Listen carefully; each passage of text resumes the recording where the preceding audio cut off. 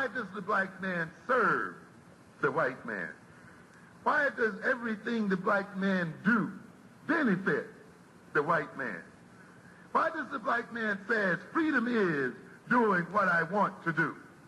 And why is it that everything he wants to do enriches the European? Welcome to the desert of the real.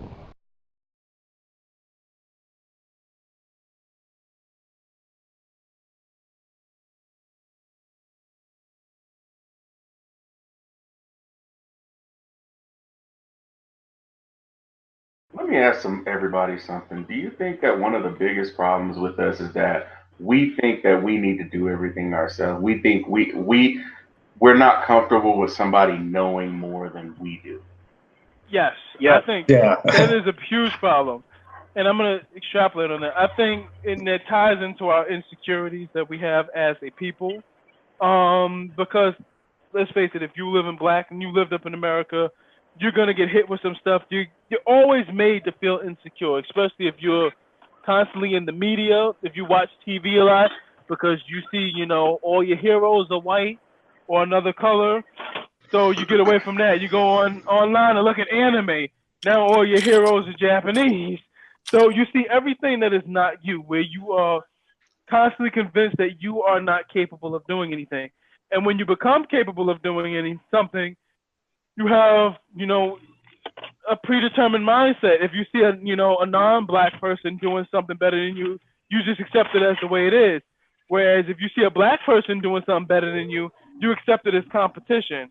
Because that also ties to another aspect of our culture as black people. We are, and I can't stress this enough, we compete against each other a lot and far too much. And, everybody says that, from the conscious community on to the basically, conscious enough coon.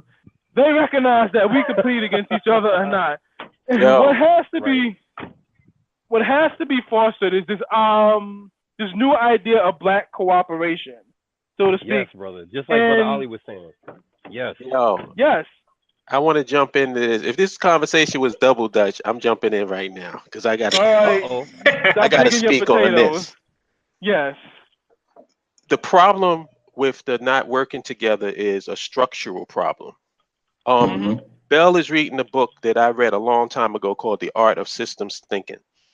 And the one thing that I took away from that book, probably the most important thing that I took away from that book, is that the purpose of a system is to maintain itself.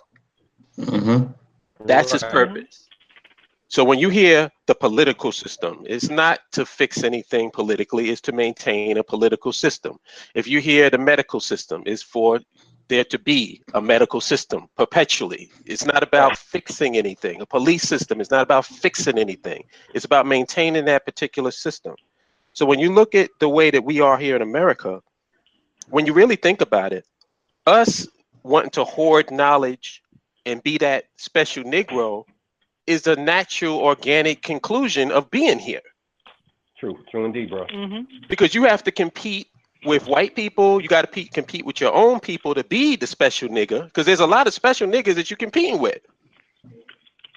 Why? Because we're all looking at it within the context of working for white people.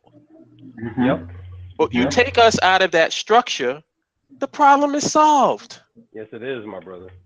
And so it's a structural, at the end of the day, it's a structural infrastructure problem. It's the fact that we're fucking here is what the problem is. I agree. And it's so very interesting you should mention that, because now I have an idea. Since systems have been engineered to work against us, the next phase is, and since we're talking about engineering a system that works for us. So the BAIO system, i.e., this thing where a system devoted to land infrastructure nationhood that is designed to perpetuate itself. Bingo. That's going to be the next big phase, because this thing, it's not enough to just have, the BAIO as an organization. We need the BAIO system, just that if tomorrow all of us were on a plane and it crashed and we all died, this thing continues going on. Exactly. So and the that's only the way next you're going to get that The only way you're going to get that is if you have people that putting the concern of their people above the concern of themselves. And this is why I'm just going to give you a little sneak preview. And I spoke to Neil about this, and I wanted to speak to Minister too. But one of the things that I'm going to address, I'm putting it together now because it's probably going to be my next thing that I address, is that everybody keeps saying we all need to work together. The problem with that is not everybody at the table is an honest player. Yeah. And I want to address that because it sounds beautiful. Oh, well, I know we all doing the same thing. All we got to do. No, we're not doing the same thing. No, we don't want the same thing. We all have to be. And this is why the BAIO's messaging is the way that it is because of this vagary bullshit that we've been dealing with for years. No, we don't all want the same thing. Let's get that straight. Right. Because most of these people out here talking this bullshit is just coming up with show topics. They don't want a nation. Yeah. So if I'm going to sit at the table with a dishonest player, well, his agenda is nowhere in the vicinity of what I'm doing. So this is why we came up with this conclusion. Let's deal with people of like mind, people who want nationhood like us. Yes.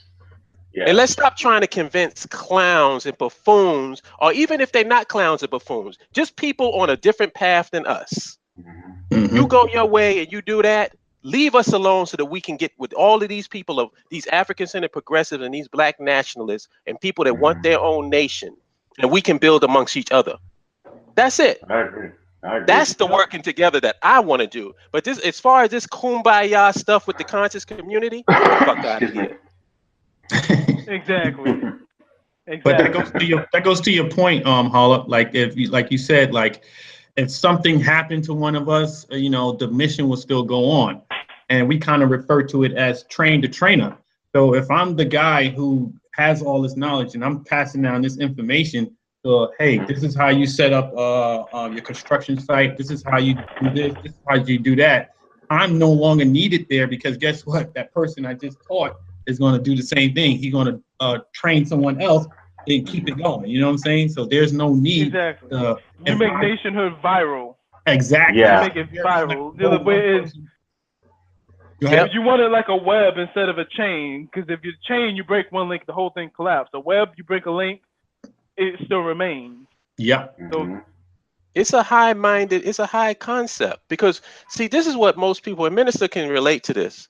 Most people think when we don't address social issues that we're not about morality and proper behavior. It's the opposite of that. What it is that it's a waste of time trying to control people's behavior if you don't control the context. Exactly. So you want me to have a parade and go into a Tasmanian devil fit over every negative thing that black folks is doing in this society? I would, first of all, I wouldn't have time for nationhood because I'd be worn out. Exactly. Why not? Yeah. Like, all right, perfect example. And I posted this on the thing when Captain America is having this conversation with Tony Stark, and he says, "You're not the type of guy that'll make the sacrifice. You won't you won't lay down on a wire and let the guy come over you." And Tony Stark said, "Yeah, I just cut the wire." You see what I'm saying? It's a difference in mentality. It's like he's constantly thinking, how can I efficiently solve this problem without sacrificing? Yep. And that's the thing. And that's the problem is that every other nation thinks like that.